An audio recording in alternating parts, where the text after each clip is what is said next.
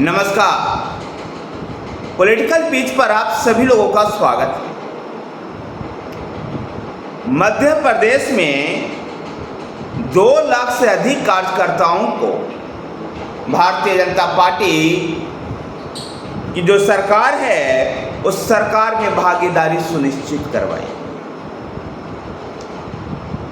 Bharatiya Janata party का जो लोकसभा चुनाव में लक्ष्य था अब की बार 400 पार, जिसको जिस तरह से उत्तर प्रदेश में पार्टी के खराब प्रदर्शन ने उस लक्ष्य से कोसों दूर रखा।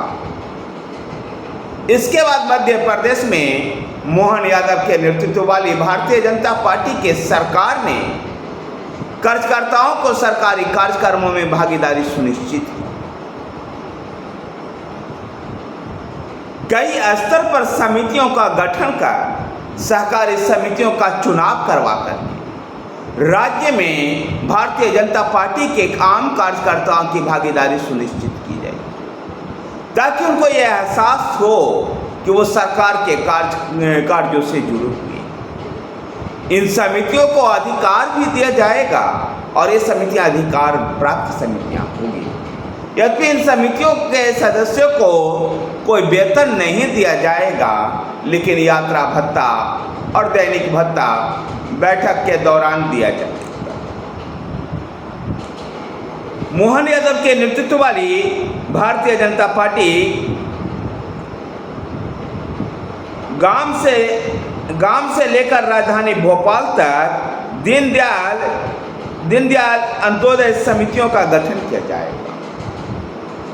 प्रखंड स्तर पर, ब्लॉक स्तर पर, पंचायत स्तर पर, फिर राज्य स्तर पर भी, जिला स्तर पर दीनदयाल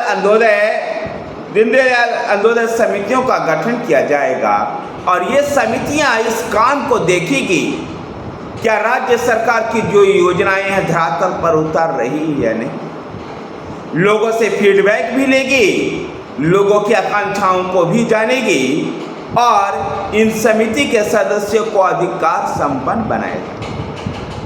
और ऐसा भी नहीं है कि इन समितियों को गठन कर इनको भूलने की तैयारी चल रही है। जहां राज्य और जिला स्तर पर प्रत्येक माह में एक बार इसकी बैठक सुनिश्चित ki जाएगी, तो वहीं पर पंचायत और प्रखंड स्तर पर एक माह में 2 बार बैठक सुनिश्चित की जाएगी। यद्यपि इनके सदस्यों को वेतन नहीं दिया जाएगा, लेकिन ये अधिकार संपन्न होंगे। इनको दैनिक भत्ता और यात्रा भत्ता बैठक के लिए दिया जाएगा। ऐसे में भारतीय जनता पार्टी के कार्यकर्ता सरकार से जुड़ा हुआ महसूस करेंगे। देखा गया था लोकसभा चुनाव में, विशेषकर उत्तर प्रदेश में, जिस प्रकार से पार्टी के सामने लोगों की नाराजगी सामने आई। कहा ऐसा भी जा रहा है कि उत्तर प्रदेश में नौकरशाही हावी था और कार्यकर्ताओं की नहीं सुनी जाती। इसी के मद्देनजर मध्य प्रदेश में मोहन यादव के नेतृत्व वाली भारतीय जनता पार्टी सरकार ने और विष्णुदत्त शर्मा के नेतृत्व में भारतीय जनता पार्टी के संगठन कार्यकर्ताओं की भागीदारी सुनिश्चित करने का प्रयास कर। दूसरी तरफ सहकारी समितियों को चुनाव करवाया जाएगा और उन सहकारी समितियों में पार्टी अपने कार्यकर्ताओं को उतारेगी, जिससे सरकार में होने का एहसास आम कार्यकर्ता को भी होगा और ये आगामी चुनावों में जिसका पार्टी के लिए बूस्टर डोज साबित हो सकता है। 1991 में जब पहली बार मध्य प्रदेश में भारतीय जनता पार्टी की सरकार बनी थी, जब इस प्रकार की व्यवस्था थी और फिर से एक बार इस बार ऐसी व्यवस्था बनाई जा रही है। और इन सब समितियों के माध्यम से सहकारी समिति हो या पंडित दीनदयाल अंत्योदय समिति हो, इन सभी समितियों के माध्यम से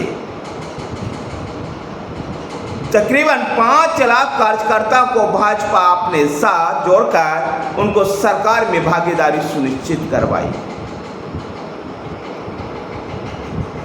ऐसे में मध्य प्रदेश में भारतीय जनता पार्टी अपने लिए एक लंबी लकीर खींचना चाहती है। और ताकि वो एक ऐसी पार्टी बने जहां कार्यकर्ता को भी सरकार में होने का एहसास। भाजपा सरकार में पिछले करीब 2 दशक से ये पहला ऐसा अवसर होगा जब सत्ता में कार्यकर्ताओं की भागीदारी सुनिश्चित की जा रही है।